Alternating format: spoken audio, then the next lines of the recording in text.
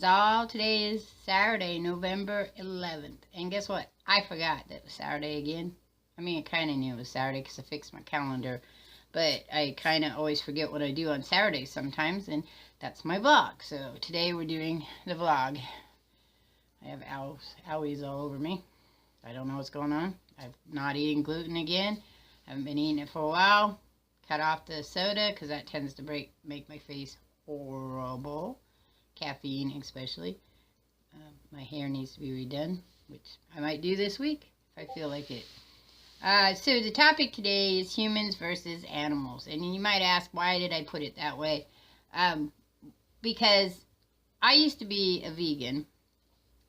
I ate cheese, so I was a vegetarian, not a vegan, because I ate cheese. I didn't drink milk, but I ate cheese, and I sometimes ate, always ate ice cream, and I sometimes ate cheese, eggs. But for the most part, I didn't eat any beef. And when I was young, about 18, 19 years old, I was part of, I forgot their name. Oh well. You know, like Greenpeace and PETA, P-E-T-A. And I actually was part of and that beeping you hear in the background is my computer, and I apologize. A part of a group that went out and we released all these cows into the wild. I have since changed my opinion about that.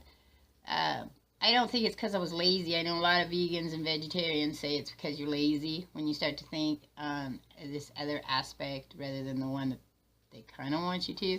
And that's not all vegans and that's not all vegetarians. And these are always just my opinion. Okay, so you can throw mud at me if you want. But I stopped eating meat because of animals and because of a person I knew that was in PETA, and because it all seemed to make sense when you're like 18 years old or so. And then I got pregnant with my daughter when I was 27 years old, and my iron level always was really low. I'm iron deficient anyway. And then I had to take pills, but then I was even lower, so they were like, well, we need to beef you up. And they gave me liver, and I hated liver. I always hated liver. Now I don't mind liver so much because my taste buds changed. But to eat liver at least once a week to get that iron intake that I needed, as well as the green veggies. We were just trying to get enough iron flowing through my body for my embryo, and that's my daughter. I didn't know what she was going to be when she was going to be born. She was going to be a surprise. So that was, that changed the way I looked at things, but I still believe that, killing animals for food was kind of an interesting concept. So the way I stand now is I believe, and I eat meat sometimes, especially when I'm having a huge iron problem. And I know when I'm having an iron problem because I crave mayonnaise. That's the eggs. So I was thinking about how I wanted to talk about this because it's kind of two different things going on. First, you have a whole eating concept, okay, of what we eat and why we eat and how we got to eating that and why we're still eating that way. And then we have this whole other concept of animals are friends, not food. Which always keeps popping up in cartoons you watch. You think of Bruce, and he's not going to eat fish anymore. What the heck is he going to eat? Because he's a shark. It would be great if sharks would say, I'm going to quit eating fish, and now I'm only going to eat kelp. That would be interesting. But if you look at animal food chains, there's a reason for all the animals and what they do. So there's this process that goes on. Now I know people, vegans, who say I don't like that either, and that's kind of interesting because I'm not sure that sharks can figure out a way to adapt themselves. Of course, they eat junk, so maybe they could. And then you have humans on the scene, and humans are parasitic. We are a parasite. We don't really have any specific order in nature. And you guys can argue that with me all you want. My mask, of course, is getting loose, or my head's shrinking. I'm not sure which it is. But you can argue that with me as much as you want.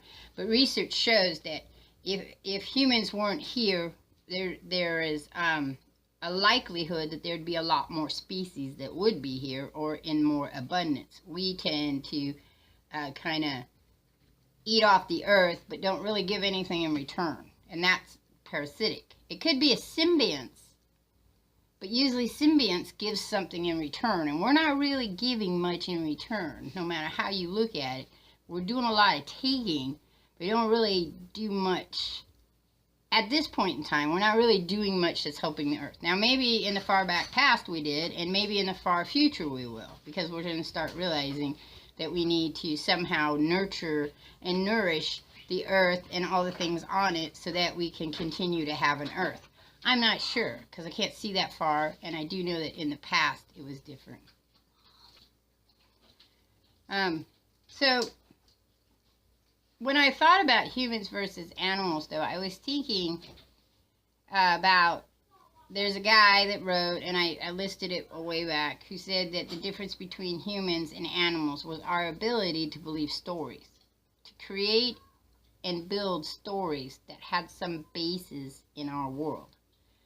And as far as we know, animals don't do that. I'm not sure that we know that for a fact, because since we don't speak crow, and we don't speak dolphin, and we don't speak dog, we don't really know if they have some type of communication about stories to say, you know, there's a big dog god in the world, and we measure our wealth by our owners, or what. I don't know. So that when we make these jumps of logic about animals, that's what we're doing. We're making these jumps. We're saying crows, you know, crows and raven have very high bird intelligence. Their intelligence is on par with a 5-year-old. Okay? Dogs are the same way. Their intelligence, for the most part, is on the realm of a 5-year-old. I know some pretty smart 5-year-olds. But when you look at 5-year-old behavior, and you compare it with dog behavior, or cat behavior, or bird behavior, or dolphin, or alligators, or whatever, you can see a similarity between that behavior. So it's you can see why behavioralists say that and dog is on the same level of intelligence as a 5-year-old. But 5-year-olds can tell some great stories. I've met 3, 4, and 5-year-olds I worked with who had spectacular stories to tell you. Some were true stories that they changed around, and some were just made-up stories. And that's the age where the made-up stories become kind of an issue, because we make up these stories that we want you to believe so that you leave us alone, you give us what we want, so forth. Animals haven't exhibit that. We don't see that with animals. We don't see any evidence of writing. We don't see any evidence of storytelling. In crows, they have, and I'll find the, I'll see if I can find the video and put it up.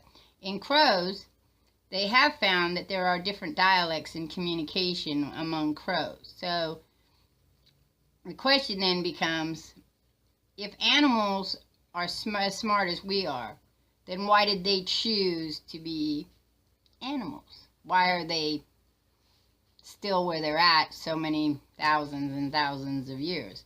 I always figured it this way. What if the snails were like Einstein and already knew nuclear power? Okay?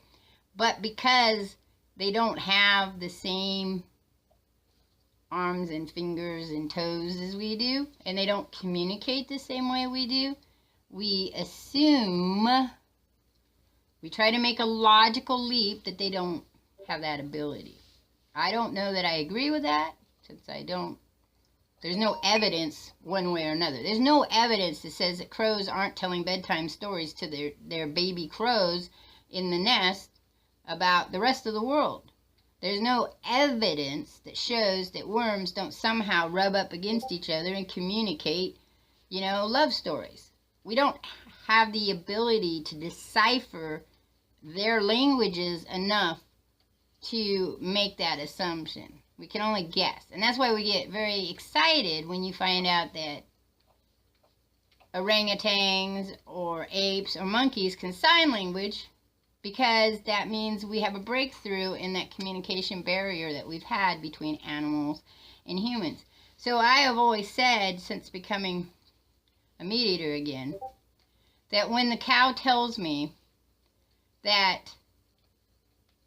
it is their honor to feed me because that is what the great cow goddess of the world has told them, then I will quit eating meat, because they will have had this ability to be on a level that's the same understanding as I have.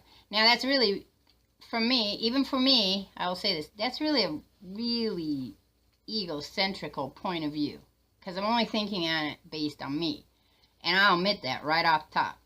And it's egocentrical because I don't know of any way where if we let all the cows out and let them be wild, that they would exist any better or any worse than the lifestyle they have doing what they're doing now. Now, yes, I do disagree with cruelty towards animals just because they're animals. You don't need to be cruel, okay? No one needs to be cruel at anything. But I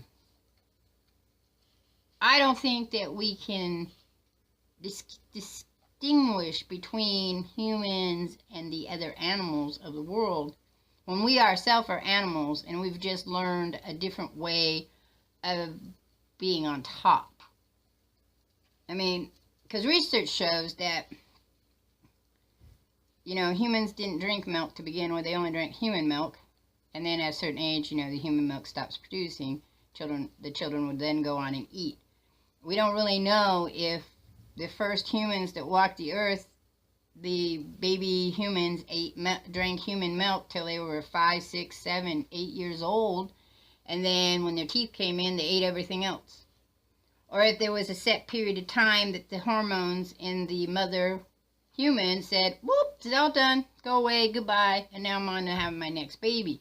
Because it was most likely that they were having babies on top of babies on top of babies on top of babies, just like animals do, going, because that, or they had a heat. So when you start looking at those things, you have first humans are more like animals, right? Except for their ability to have culture, to have religion, to build those false stories that indicate I'm better than you, where we came from, how we know who's rich and who isn't, how we decide what's going on in the heavens, what's going on below our feet, and how to make sure we're fed all the time.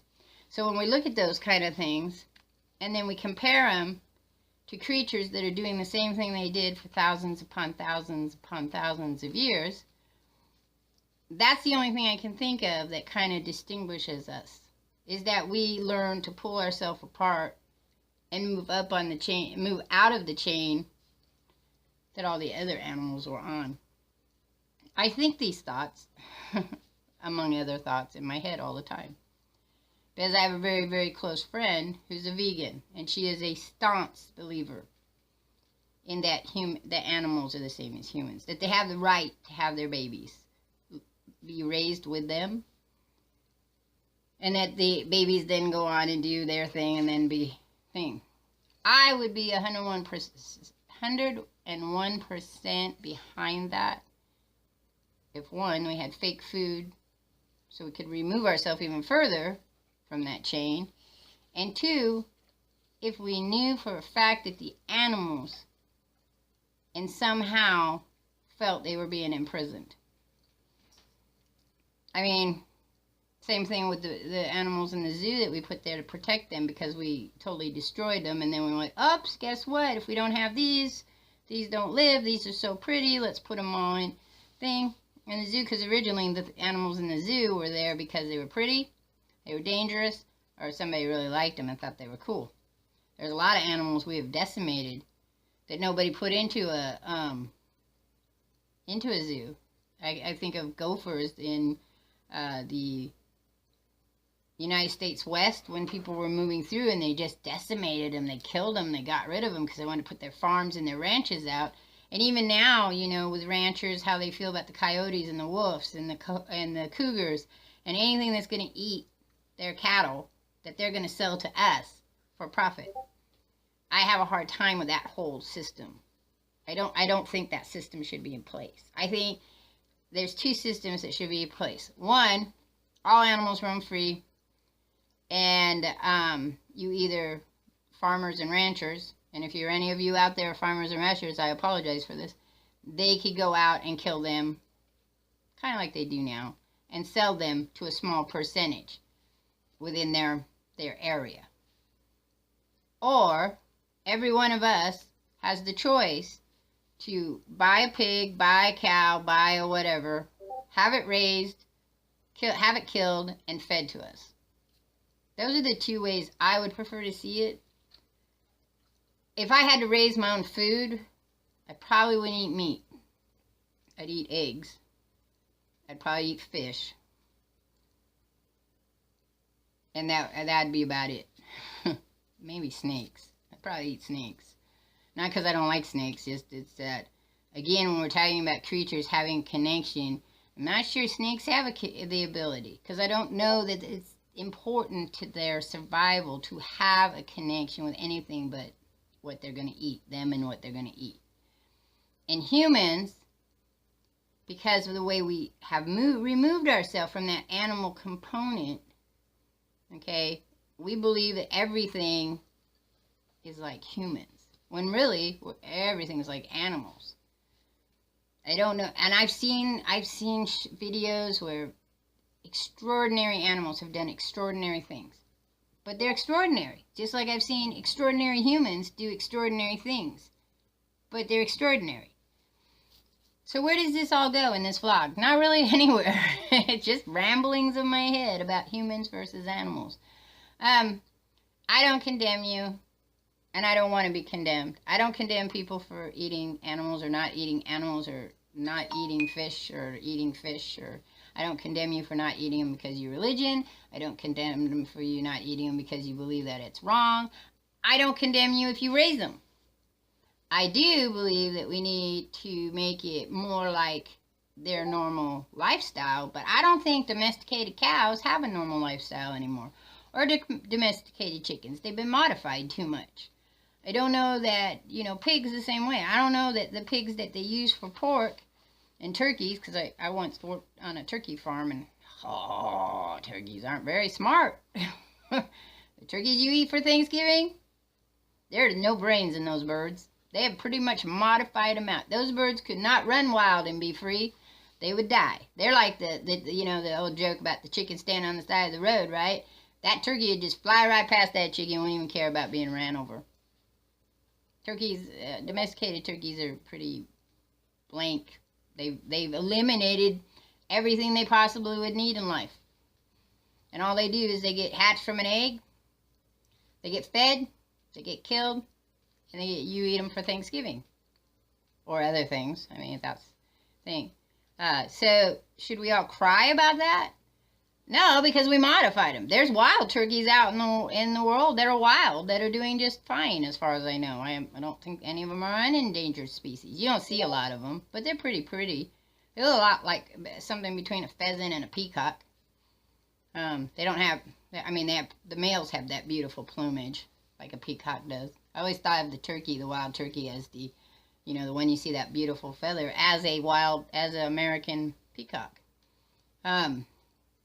So all I'm saying is that if we believe that we're all the same, animals and us, then we need to change the way we're eating them, because we don't know if they're telling stories of why they're being eaten.